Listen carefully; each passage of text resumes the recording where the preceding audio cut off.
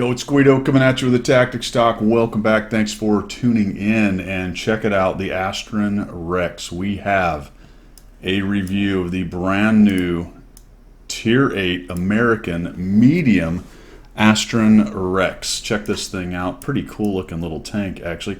Does it look like a T-71 on steroids too? It really does to me just a bit. This is an auto-loading American medium tank, and it's a premium tank. This is a prize for the Waffentrager event. What is that? Well, I'm glad you asked. Let's find out. Here it is. You're going to go to the Brace Yourselves for the Return of the Waffentrager article on the main page for World of Tanks NA, and we'll scroll down here. Essentially, in this event, which will start today, or later today, if you're watching this when it comes out, it's very early in the morning in North America. Much like last year, you're going to have the Blitztrager Alf E110. There will be a special version, the 220 as well, later on. And you're going to fight that with Harriers, and 3 different tanks. You can look through the article. We're not really going to cover too much of that. The reason it's important, though, is if you scroll all the way down to the bottom, you will note that the Astron Rex 105mm medium Tier 8 premium tank autoloader American is the prize. So you're going to need 60 engineers starters to get this thing for free. How it may be sold or what the rest of the details are for that, I do not have as of the time I am making this video, so you will know at the same time that I know how hard that may or may not be. The article does not really spell out how many of those starters you can get, how fast you can get them, exactly what you have to do for them, all that good stuff. Have a little sip of coffee since it's so early in the morning right here. Well, what is this prize? That is a great question. That is a great question. We're going to do this the standard way. We are going to take a look at an overview of the tank as I scroll down here. Tech tree considerations, look at the 3D model, a comparison amongst some of the other premium auto-loading and auto-reloading tanks. We'll look at my stats. I played 20 battles for you guys in this thing, my setup, and then we'll do some examples of gameplay of the Astron Rex Tier 8 American Medium Premium Auto-Loading Tank. Prize tank for the Waffentrager event. Let's get started. So this is kind of an interesting tank because a support medium tank, we'll talk a little bit about that as we go. Normally a support medium tank has some kind of accuracy. That's a little foreshadowing. One of the variants of a tank with reduced weight developed in the 1950s by the Detroit Arsenal as part of the Astron program. The project was developed operation in the event of a nuclear war. Very interesting. It does have that space-aged kind of look from the 50s and 60s. To decrease the size, all of the crew, including the driver, very strange, were located in the turret.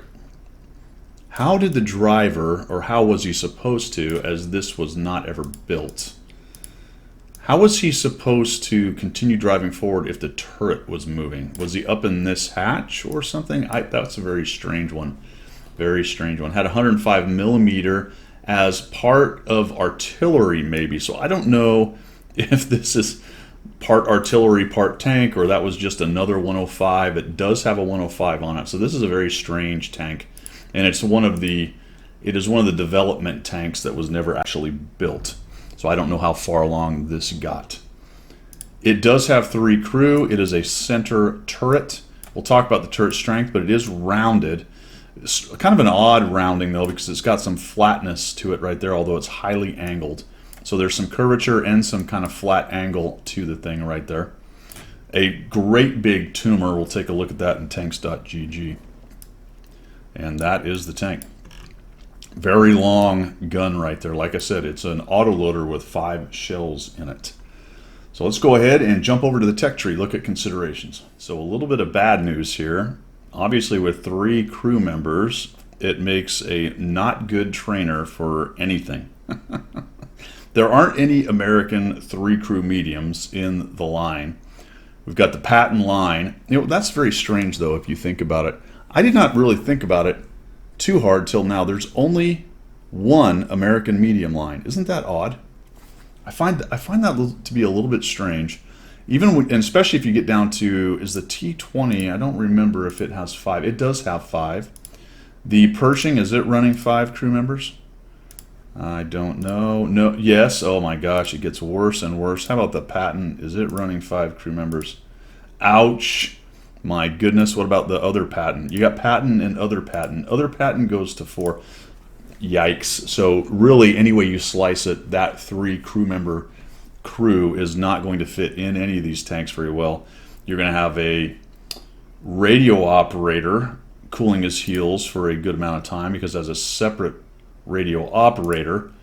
And what else are we missing? We got a command, yeah, and then everything else is kind of piled. It's the loader, I guess, that's piled onto the commander, gunner, driver of the Astron Rex loadout. So unfortunately, folks, what you're kind of looking at here is a one-off, and your crew members are going to be probably trained for the tank. If you can drag them from other tanks, but guess what? You're not going to have any radio operator skills unless you spend gold and redo everything. And now you're putting radio operator skills on, say, your commander, in the case of the Astron Rex, and when they go back over to your Patton, they've got wasted skills that they can't use. You know, you'll have your radio operator waiting. He's there in the barracks just waiting for you to show back up to drive your Patton.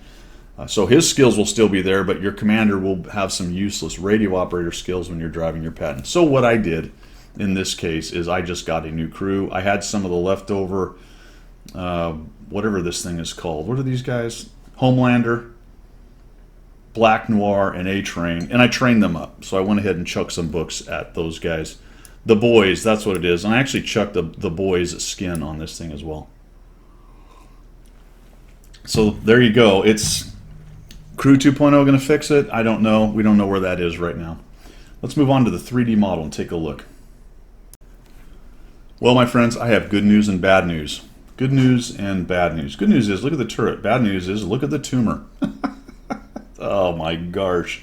The turret is quite strong, actually. It's showing 220 nominal in certain places, but you get these angles and you can get an effective that's quite good. And even with a little bit of peek-a-boom, a little bit of hold down, you're getting into auto bounce regions right there.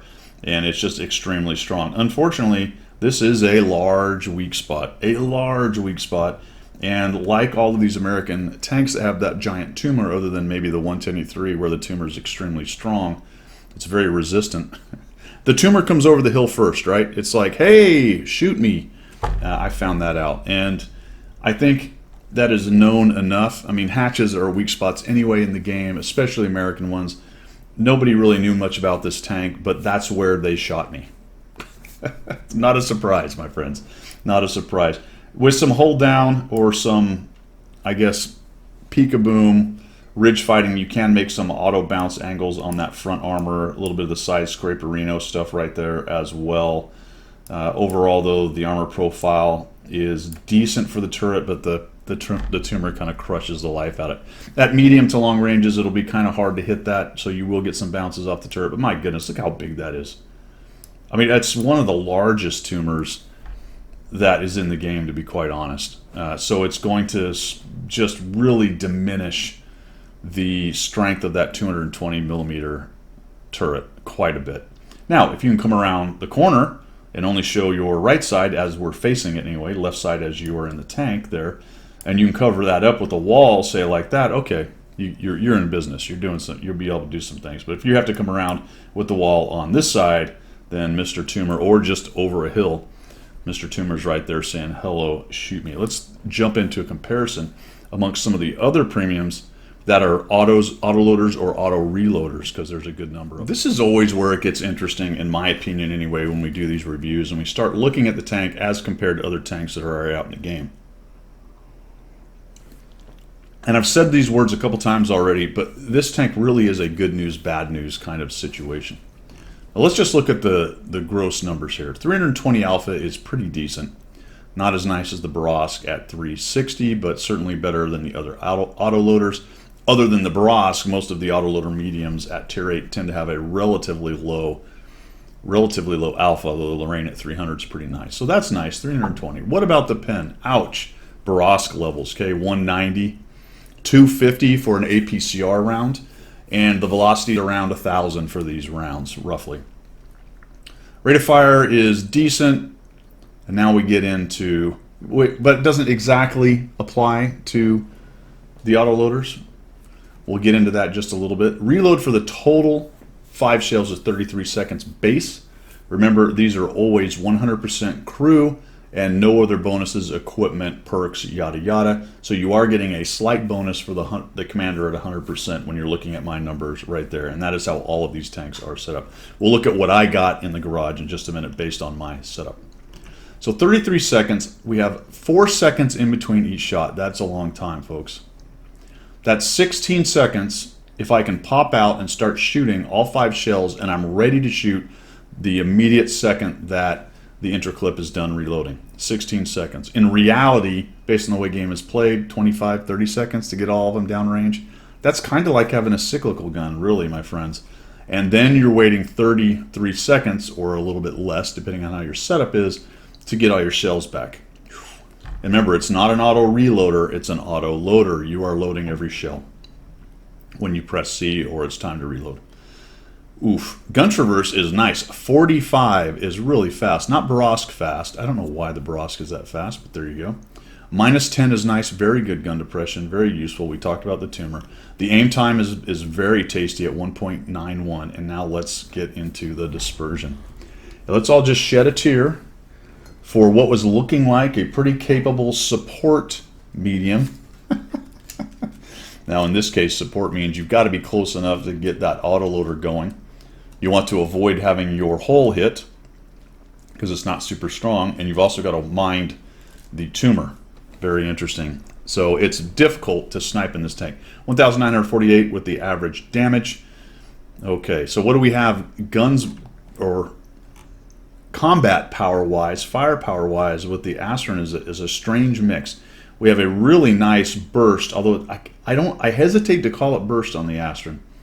Good luck getting all 5 shells downrange in any kind of amount of time, or even finding a situation in World of Tanks, the way it's played in pubs, of being able to just sit there and shoot those shots downrange. I'm sure you'll run into them on occasion, but that is not the way that you're going to probably find this tank. For example, the Skoda T27 is bang, bang, bang, right? Even the Lorraine isn't too bad at 2.5, bang, bang, bang, getting shots downrange. The Progetto is probably the top of the class in this. Now remember, it's an auto reloader, so not an exact analog or corollary here, but with 2 seconds between, it's dropping that 240 down really quickly, but only 3 shells. However, you're looking at a .32, a really nice accuracy, whereas you're fighting to get the Astron Rex, and we'll talk about a setup or how I have it set up to get it down into reasonable range. You're really fighting and using a lot of equipment and things to make it hit something. So very interesting design or balance decisions made by Wargaming.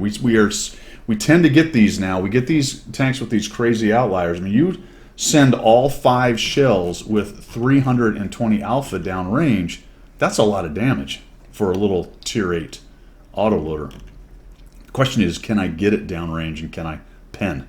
At 190, maybe not. Am I shooting gold at 250? Better chance. 1,300 1,300 hit points survivability wise, it is only 50 more than the Borosk, although all of these are relatively weak in terms of hit points here. Now there's that turret armor, 220. The whole armor is actually okay at 85. It's got the best out of these particular ones that we're looking at as far as armor goes. Mobility. Now here's another good news, bad news. You know, like I said, the theme of the Astron Rex.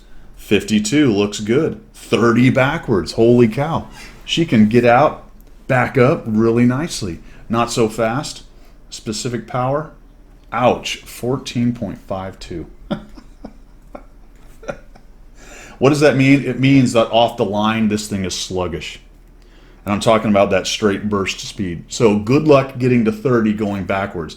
Your poke out and come back speed is going to look a lot like any other medium tank. This 30 is, I don't want to say it's wholly useless, but you are not going to see a great advantage over these other tanks, even with 10 kilometers an hour faster top end.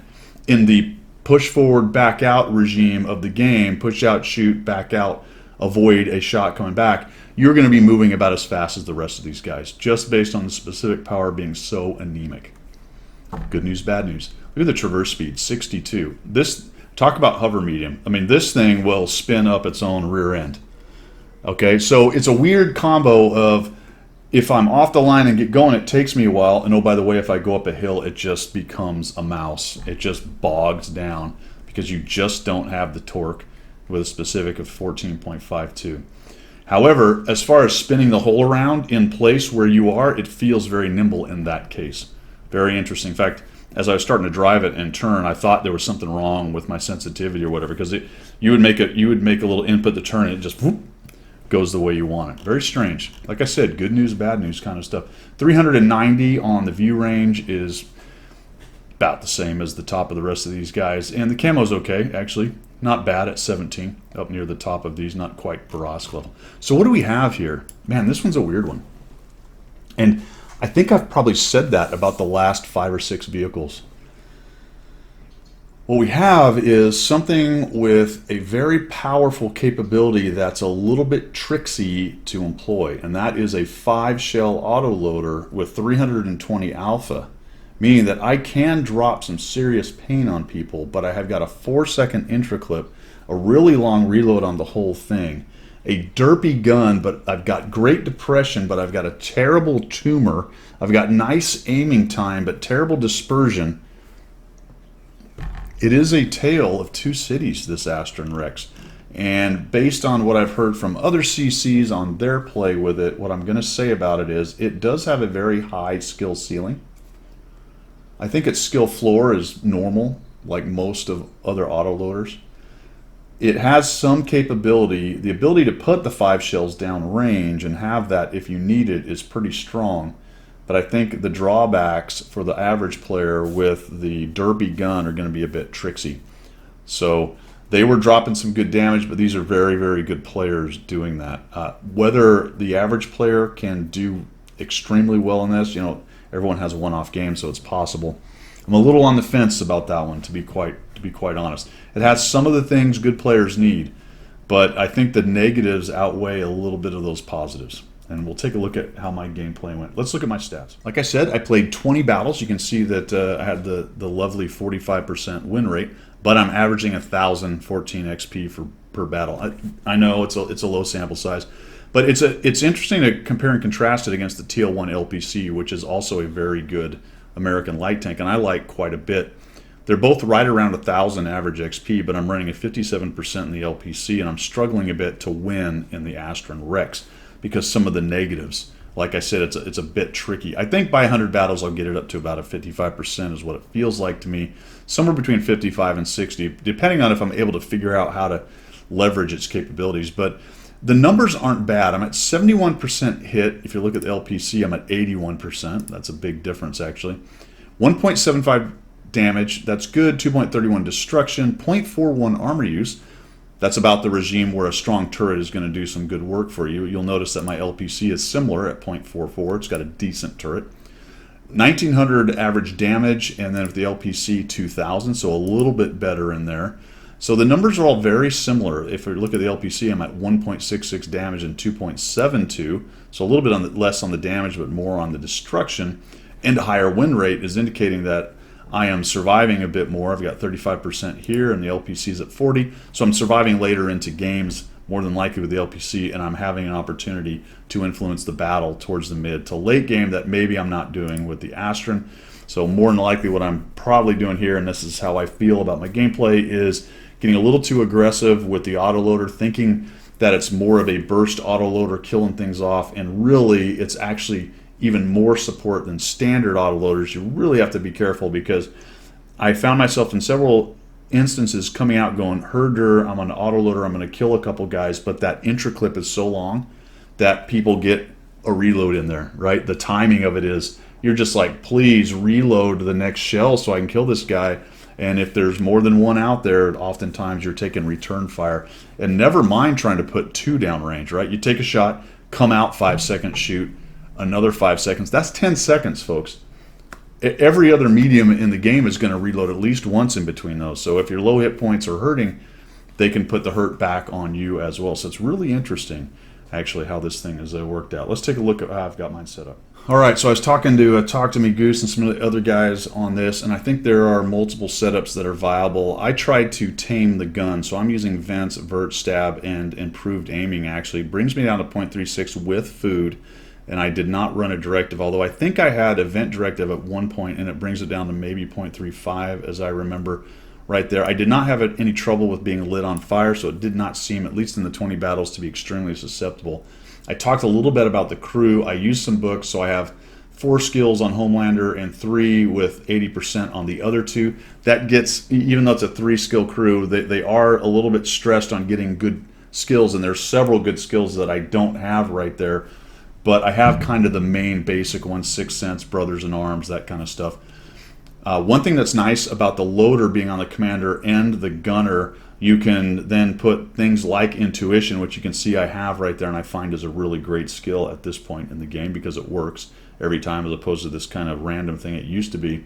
You can put the intuition skill on your gunner instead of your commander, so that's one less of the good skills that you're trying to pack onto the commander, who probably has, in this case being a radio operator, at least 7 or 8 that you really would like to have on there. So that's how I had that set up.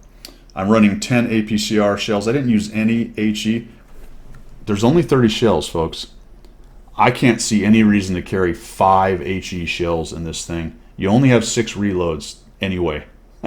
So you can do what you want, but I would not recommend wasting one of my reload clips of the 6 I have on HE. Then that becomes only 5 reload clips for the regular shells, and then I'm going to have to use the HE. I don't think I got to where I was going to run out, but I was getting low in a couple games to where I was getting concerned about it. I didn't do particularly top-end gameplay on this thing, unfortunately. Like I said, it's going to take me a while to figure this one out, more than 20, which was a little bit surprising, but there you go. It's a quirky little machine right there. But I did have several games where I started thinking about it, going, ooh, I may end up running out of shells right here. So that's my setup. Let's take a look at some gameplay, and then we'll come back with my opinion of the Astron Rex Tier 8 American Medium Auto-Loading Premium Tank. The prize for the Waffentrager event 2021. My first example I have for you is here on Erlenberg, and it's kind of illustrating what I came to find out is about the best thing you can do with this is the hit and run kind of idea. Now that's a standard for most autoloaders. You want to hit people and then get out of the way. This thing, I think, even more so, because its staying power is questionable, like most autoloaders. The interesting thing is, and we've got a couple more replays, and we'll get into this just a little bit more, is that with the good turret, minus the tumor, of course, which is an issue, you'd think you'd be able to kind of hang around in the brawling areas and maybe get some good work done doing the hold down thing, right? Using some of these rubble piles or peeking up and over terrain so you can do the ridge poking thing, all that kind of good stuff. It doesn't seem to be able to do that very well. And one of the issues is, even though you've got 5 shells in the autoloader, its derpiness just kind of crushes it, right? It's just painful. So we're trying to get a shot on this guy. I'm thinking, come on, baby. Oh, just not quite enough, so we'll shoot him. Now watch 1001, 1002, 1003, 1000. See how he was able to get away? In a Barask or a Lorraine 40T, you thump that guy twice. He doesn't back up and get away. This thing, you shoot in 5 seconds. You know, there are mediums that are almost around 5 seconds. I mean, it really plays at times like a cyclical gun. In terms of the way World of Tanks is played, the way the maps are set up, the way the meta is, you're going to find yourself feeling like, is this an autoloader or a cyclical gun with a super giant penalty for shooting 5 shells, because now I'm out for 30 seconds. Very, very strange. So now this guy comes out for some reason. I don't know why, but he decides he wants to die. We put one on him for 315. We low roll a bit. That's all right because he had 60 left. And the RNG doesn't completely let me down right there. So we'll back out.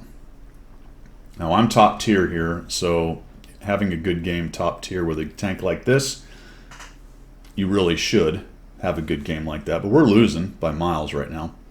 Trying to figure out a way to maybe help the IS-6. They've got a lot of guys in the middle. The one I'm really scared of is the T-56, because he will ruin my day. What I'd like to do is come in and assassinate the IS-6 if I can. I'm just about at the reload. Unfortunately, I think I get spotted by the T-56 right there, and I get thumped by him. That sucked. I bounced that guy. That long reload. Oh, man. Thank goodness the T-56 only had one shell, it looks like, ready to go. So I think he's going to cross the water. So now I'm backing out. Notice the reload management, right? I don't really have the option to push in there. There's too many guns. So let's just get back onto the reload and get reloaded. Also, if you noticed, I was down to 5 shells over on my APCR. I know I'm going to have to probably chew through the Skoda maybe if I can get to him, so I'm just kind of hiding out. And that's the hit and run nature of the Astron Rex. Managing that reload is going to be very tricky. So we'll come in here, we find the 3001P. I was really hoping I could put some shells on the Skoda T-56. So I wonder if maybe he was just going to run through. I think he's trying to kill my buddy, the IS-6 there. Doesn't quite get him done. It's going to take me 3 shells to get rid of this guy. And now I've got the T-56 and the 3001. I just feel like I can't hang out right here. I'm going to have to move out. Maybe I can get a shell on him, but I can't. And unfortunately, I'm sort of leaving the poor IS-6. I'm thinking, all right, maybe I can get 1 shell on this guy. There we go. 1. Please reload. Please reload. Oh, man, finally got it in there. So 2 into him. Of course, now I'm down for 30 seconds. The weakness of the autoloader. Nice to put that little burst in there. So that was actually a decent little burst against the Skoda. I dropped 631 on him. Not bad at all. This is kind of bring us back to neutral in the game. They've got a Skoda and a KPZ. I unfortunately have to bail out on the IS-6. There's not much I can do for him. So I'm going to fall back over here and try to defend the cap. What I really like to do is get rid of these light tanks, because with them behind us, with them behind us, kind of picking at us and keeping us spotted, it's going to be hard to turtle up in the lower part, or in this case, the north part of the central city right there. So I'm just going to push into them. Yeah, I'm going to get hit by people like the Hellcat. But we'll come in here now. This is nice for a tank like this with the old auto loader. I can kind of charge this dude. We'll ram, kill him. I still have 3 shells. I have a little bit of trouble with this dude. Oh, I shoot into the Hulk. That's a bummer. He dies. Very good. And I go right to a reload, right? So I should have a little breathing room. This is standard autoloader stuff. Little breathing room. Going to go ahead and hit C and reload and hide out right here. We're up to 2,680. Didn't really seem like that at the time while I was playing this match. I looked down and went, wow, where did that damage come from? Sometimes when you're playing the auto loaders, it's just, that's how it is. It just feels like you're not doing much. You're spending a lot of time sitting around on a reload. You look down, you're like, okay, I've been getting those rounds downrange. I've been allowed to kind of do that because I've yet to be pressed really hard by anybody. Right? I was not in that brawl with the IS-6. I got in there and shot and I got out. I got in there and shot and I got out. I didn't get anchored down, trapped where I couldn't run away. And that's hugely important for this thing in order to make it work. Now the T-56 pushes in on the STA-1. My real concern, to be honest, at 325 hit points is that KPZ. If you remember, that thing reloads in a ridiculously short amount of time. I mean, I think he can actually outshoot me in terms of intra-clip. Right? I want it, what is it, 3 seconds or 4 seconds you can get that thing down to? So really, it's like a permanent autoloader with those things. Now, they don't hit particularly hard, but of course I think I'm going to lose that fight because look at all the hit points. At least the last time we saw him, he had a bunch of hit points. So right now, I just want to see if I can track that guy down. Maybe he'll make a mistake. I'm also worried about the Hellcat. He hit me once. Why he didn't hit me again, I don't really know, to be honest. He may have been busy with somebody else over there. The Excalibur starts pushing into the city, and I'm realizing I'm going to go ahead and have to get on my horse a little bit here. So we're going to speed this thing up. Because what happens is, and full disclosure and honesty, I actually thought this was an assault map. And I was defending. I was like, all right, we'll win as long as we defend. And then I kind of looked at it a little closer and realized that it's a standard battle. So we only have 6 minutes. I need to get on my horse and go figure out where they are. So we got to go over to their cap, potentially. The 3001P does us a solid. He goes across the north end of the map. As you see him there, headed over to the northeast. And that proves that the Hellcat's fallen back, or at least he's not close enough that he's shooting him. So that's a good thing. That makes me feel like they're all back here or maybe over on the east side of the map over there. So we'll come here. I sit here for a moment. And I'm going to peek forward. I may sneeze because I've been out in the yard all day today. back up. I mentioned the backup speed. You can kind of see this. It's okay. You go forward, all right, no problem. It doesn't feel particularly fast forward and back, even though the top end is nice.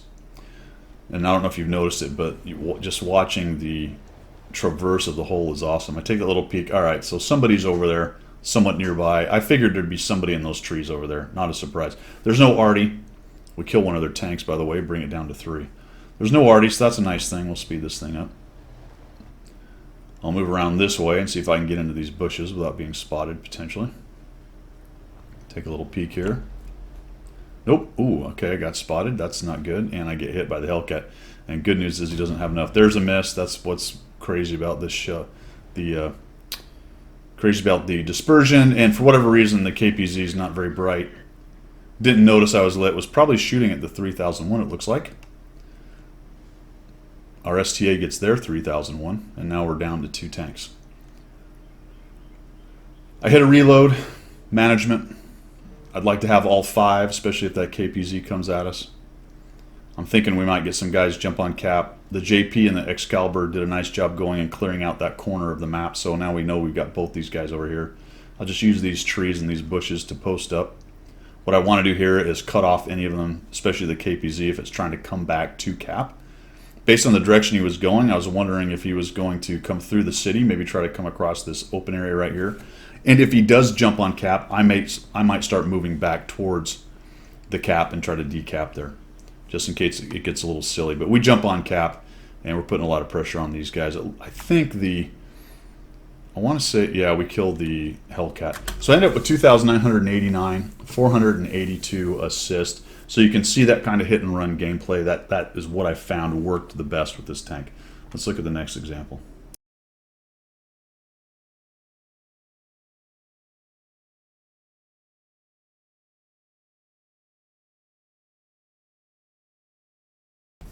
Second example, we're here on Ruinberg. We're spawned into the south, and this time I decided to try to see what the turret could do for me. So there's this little hold down spot right here. We'll pop out and see if we can start hitting the CS-55. A little bit hasty shot. I should have aimed in. I was trying to go for the side of the turret while it was poking at me there. We take another shot, and we'll try to finish this dude off. There we go. Oh, just not quite enough. And one more, and he's dead. No, I don't know where that shot went. Now the 14.5 is over here. There's a bounce. All right, fantastic. Notice that the tumor's on the right side, so that's going to be a little bit to my advantage. Unfortunately, if I go through the middle where the IS-3 is and pop out, then the tumor's the first thing that comes out. Yeah, that's correct. Tumor will be the first thing that comes out. So it's a bit protected on this particular rubble pile, especially to the guys where the Lurva are, whatever, in the TNH 100/1000. It's not quite as protected as I'm taking on the UDES, because I have to kind of come around that corner or come on to the left side of that rubble pile quite a bit. The tank's not very tall, even though it kind of looks like the turret sticks up a lot. It's so low slung, as you can see. Probably a design function of the old nuclear kind of idea that this thing is keep it low slung so it doesn't get tossed around by the winds, I'm imagining. So we're just trying to sneak some shots into the OHO. There's that accuracy kind of trolling me just a little bit. That time I get pinned. So let's just take a quick look. Did he actually get to the turret? It's hard to see with this. No, I think he just went through. Potentially, there's a bounce off the hole or off the turret right there. Hard to tell where it went. I think he probably went. I was quite angled right there with my hole, so it looks like he might have gone through the hole. So he comes out again. We aim in. All right. You know, given the opportunity to fully aim, like any gun, it's okay accurate. But look how big that dispersion circle is, even if that range. RNG sometimes gets a vote, my friends. RNG sometimes gets a vote. I'm down to 2 APCR. You'll notice that I went straight to the gold. If I'm going to sit there and play peekaboo, trying to shoot people's turrets, then we're going to make sure those shots count. I only have 2, so that's a little bit wonky. And if I hit C right now, I only reload 2, right? I've got 1 ready. If I hit C, I only reload 2 APCR, so I'm going to switch over to 1 and reload the regular AP rounds, and I'm down for 30 seconds. Now I'm going to have to try to get in here and figure out how to take on this T-28. There's an LHMTV and I think another scout that are sitting in the field out there, so looking at the spotting rings. I do not want to let them inside those spotting rings and start shooting us. The 53 TP doesn't care and goes YOLOing in there. I don't know if he actually survives this. So we've got an advantage, roughly 3,500 hit points. Yeah, see, he's now getting shot by guys on the side. So I decide not to do that because there's also a T-28 sitting there and a 100-01, which I'm going to have trouble dealing with this tank. So we'll back out for a second. I'm just looking at this going, all right, now how do we crack this nut? What I need to do is probably get around them on the north side, but I'm going to come this way, unfortunately, and mess around this way for a bit. There's no artillery, which is something I'm seeing more and more lately, as artillery has been nerfed into the ground. Fewer and fewer people are playing it. Kind of messing around with this little V here. I was wondering how useful it was. There's a great example of how low slung this tank is. Most tanks can use that little V because they're a bit higher where their gun goes. Just watch what happens here when I try to zoom in. We'll go up forward here. Speed it up a bit. There we go. So now we back out. And we're going into here and we're going to take a quick look into a spot that a lot of people use. That's the wall. Go forward just a bit and look at that. That little thing right there is in the way. So it's just so low slung, it has a hard time using some of these positions. All right, back to one-time speed. I'm trying to figure out how to deal with these guys. We only got 1,400 damage. You know, it's basically a romple stomp. What I'm trying to figure out is how to get this thing in the game. And I'm thinking, all right, I got plenty of hit points. I got lots of guys pushing. Let's just go in here with the auto loader. So we'll shoot that guy in the back. We get hit. I tried to track him, didn't work. Probably should have shot the 100-01 in the back. And the reload indicator is not working on the replay, unfortunately. I guess that might have been because I went backwards once. It's showing me fully reloaded, unfortunately.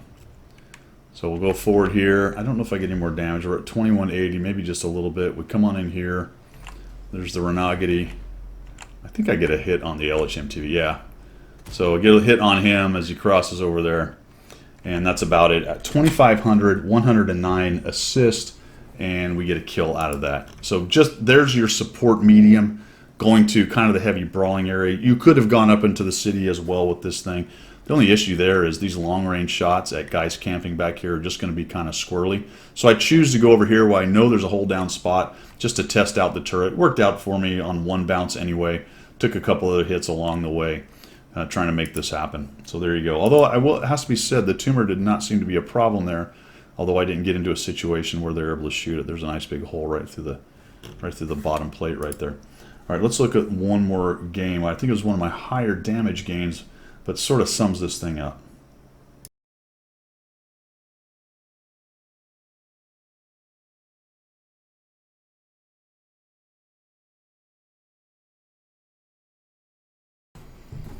Alright, we join this battle in progress. We are here on Mountain Pass, spawned into the south. I did get across the open area down there without taking any damage, which is a bit surprising when they were running an LTG and a... I thought they had another light tank in there. Maybe that's a different... Oh, 1357. For whatever reason, 1357 went to the middle. So fantastic. He's on the road, or on the bridge. Now here's that example of the old autoloader. You know, with a faster autoloader, you pop out here and you absolutely waylay the T20. But it's such a long reload, and the T44 is there. I'm going to get one and watch. Oh, please reload. Now I get hit by him, and now I'm going to get hit by the T20 again because he's just going to come out. Look at the reload. Oh, yeah. Oh, okay, there we go. See, it's a little uncomfortable with the 5-second intra clip. They're a little bit tricky to use. So I've got 2 shells left. I'm thinking, all right, am I going to be able to hit some guys? But the IS-22 is going to post up right there. And that's what you see a lot anymore on this particular map. I'd love to go out around the corner and take out the T-20, but we'll just grab a reload here. Because what I don't know is the IS-22 and the T-44 going to push us? Who knows? I have a decent amount of people here, but only one. The Scorpion G is another tier 8. We kill the T-20, and then everybody wants to push in. I don't know, man. On this particular map, just as an aside, getting to this corner, that's fine. You can do what we did. We stuffed them. We can get to the corner and start fighting them, but going around the corner to peel the IS-22 out of that is just exposing yourself to all kinds of fire from this sniper nest up here. and that can get extremely painful. There's no arty, so it's not that bad. Now I'm going to try to use a little bit of gold right here and see if I can't maybe find a weak spot here. And I forgot, you know, it's actually in between the two. It's actually in between the two guns right there. Just FYI, I totally forgot that's where it was. I think I shoot right off to the side a couple times, misremembering. There was a little green indicator right there, so 250 is still going to be a little bit painful getting a shot on him. Now I'm back to 5 APCR, so I'll just reload all 5 and we're going to bail out of this and head off this way. So we'll speed this up. We go over here, I'm going to come off, and here's that accuracy we were talking about. So this guy's running around. We get a shot on him, and we get rid of him. So we got 2 shells left, and we'll shoot this guy. Boom. Okay, so far so good. Boom. Nope, nothing. RHMB gets a big chunk of us, so we'll just kind of work our way down here. And I'd like to go to the left and get out of the RHMB's line of sight or line of fire. And well, let's go see what we can do. Oh, we missed. Terrible shot. And I've actually got this sped up there. We put a shot on him there. And this GF being alive is really important. I was trying to get the kill shot on this guy. Oh, we get a ricochet. Then I back out and I don't use that last shell, which I should have. Somebody actually saw me, so I didn't want to get hit. And he backs out and gets away. 2,717, though. We've dropped some pretty good damage fairly quickly in there. And unfortunately, we get kind of trapped here with our autoloader. Got 1 shell of AP. And this is one of the games where I felt like I might be in danger of running out, right? I only have 16 shells, so I've done kind of a lot of long-range sniping with this thing. We get into a fight early on. I took a couple snaps across the way I didn't show. So pretty quickly, after a couple snaps and a couple clips down on the guys into the side over there, we're looking at going, shoot, I've got 3 reloads and then 1 shell, and that's it. That's all I've got for the entire fight. So come over here, waiting for that long reload. The stairs up top. And what I really like to do is come around that corner, start shooting guys in the side. And all of a sudden I see somebody pushing in behind me. Like, oh crap, we'll kill this guy. Right, easy kill. Nope, we totally miss. Thank goodness he's not a very good driver and gets stuck on things. And then the harder shot makes it.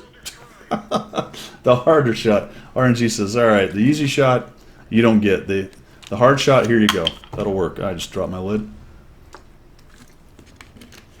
And we're coming up here, then we're going to start looking for maybe the Super Hellcat. Now I'm not so interested in going straight to a reload. Right? We're getting kind of in the short hairs. We're actually behind. We're okay on hit points, but we're behind otherwise. I'm thinking, can I sneak a shot on him? Nah, it doesn't look like it. The IS-22 has me really worried. I know the Panther is going to warn me if he gets pushed, but I don't think the Panther with his, 400 or so hit points is going to last long. So I really don't want to be here. If the 44 comes at me and the Super Hellcat and the IS-22 pushes the Panther, I'm not surviving, but I'm in trouble over here as well because there's actually several tanks over here. So I'm going to try to get in, and it looks like the Tiger P is exposed, so let's go ahead and find him real quick. We're just about reloaded. Remember, we're sitting at 190 pen, and the Tiger P actually has some reasonable front armor. So we're going to take a bit of a hasty shot, and that's a bummer. Doesn't work, and we're able to kill him with a 283 roll out of 320. So thank goodness we didn't need too high of a roll to make that happen. Of course, they all know where I am now. And I'm more or less stuck. This is one of the problems in this game with getting into low areas like this you can't get out of. Basically, you're stuck down here. One option, I suppose, would have been to try to sneak around, but the WZ-130 is going to show the folly of that move here in just a minute. And I don't know why he exposed himself so much. I guess he thought I'm scouting, but he gets absolutely massacred. Takes a huge hit, now he's down to a near dead. So the GF is up there. He actually ran all the way back from where he was up to there. That was a good kill, getting rid of the stair. RHMB's got some hit points, and I'm thinking, all right, WZ, let's go work on this guy. I've got 5 shells, only 12 left total. Let's see if we can sneak attack. And then I'm thinking, oh, geez. And this is looking like it's going to hurt, but I get a really nice RNG roll, and it pens. It actually hits the lower plate. And then we've got the Super Hellcat, who's lost his mind. He just sits there. I don't really understand that in any way at all. And dies. So, I mean, I really shouldn't still be in this game, but I am. So we've cranked out 3,814, and then I make the biggest mistake of the game right here. Not really thinking what the Chrysler GF might be doing based on my positioning. Our RHM is dead, unfortunately. No, he's not. Where is he? Oh, it's a super... I'm sorry, I'm looking at their RHM. Their RHM is pushing across there. Ours died. And then I come up here. I don't get lit immediately, and I just keep pushing. So this is just a huge mistake. It's me and the Panther. I see the Panther going up, and I'm thinking, all right, well, maybe they're not here, which is dumb. Of course they are. What happened, it looks like, is the Chrysler GF and the T44 both fell back and went up the hill. Because pretty quickly I'm going to get double tapped. And they're probably driving up the hill right now.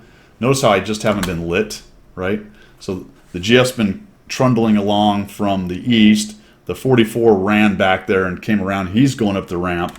And they're both going to show up at the top of the ramp at about the same time. Just about the time I get right to here. And see them? They're both spotted. Just get annihilated by the guys that went up smartly up to their little sniper hill right there. So 3,814 damage. And I felt like with this tank, with a 45% win rate, I had good games. And I was doing decent damage. 1,900 is pretty good for me for Tier 8 medium tanks. It's solid. Not at the top, but solid DPM. Or DPG. And I had some good games where we lost. And it just felt like I was always a little out of sync with this tank. Let's wrap it up.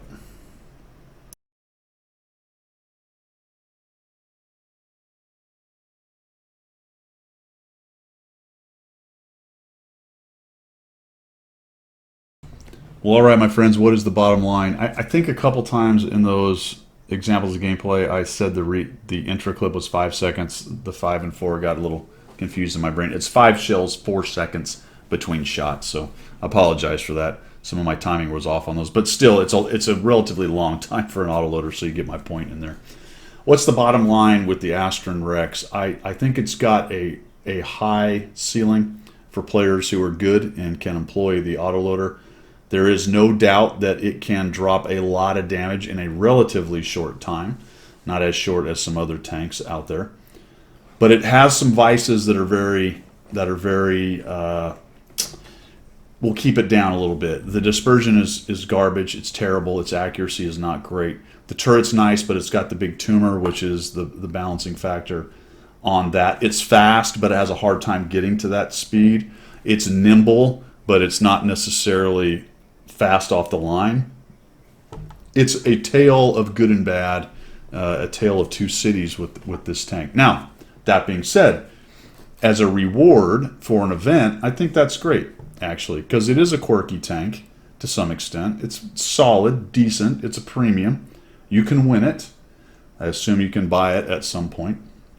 And I know people like autoloaders. Me personally, I could do it without all the autoloaders and auto reloaders. That's all we seem to get at this point. But I know that they're popular for the game. This one doesn't seem to be straight up overpowered. I mean, if you gave this thing a 2-second or 2.5-second intro clip, it would be a monster. 5 shells, think about that. With 320 alpha, that would be crazy. But as it is, the way it's set up with its relative weaknesses, then it ends up being, I think, a solid, if not great, medium premium tank. So there you go. My opinion, the Astron Rex, the American Tier 8 medium autoloading tank for the Blitztrager, or whatever it's called, event that we have coming up. Harriers and Engineers should be a cool event. More to come on that in the morning, but you can expect that the CCs will be able to play those tanks at some point. You'll get the golden ones running around, and they'll be worth more stuff. So that'll be cool. I am planning on doing that myself. More information will be coming out on that soon. So enjoy your early morning. If you're seeing this, one of the first people to see it, you're either in Europe and it's a normal morning, or maybe you're just have insomnia and you've got up early to watch this. That is my review of the Astron Rex. We will see ya.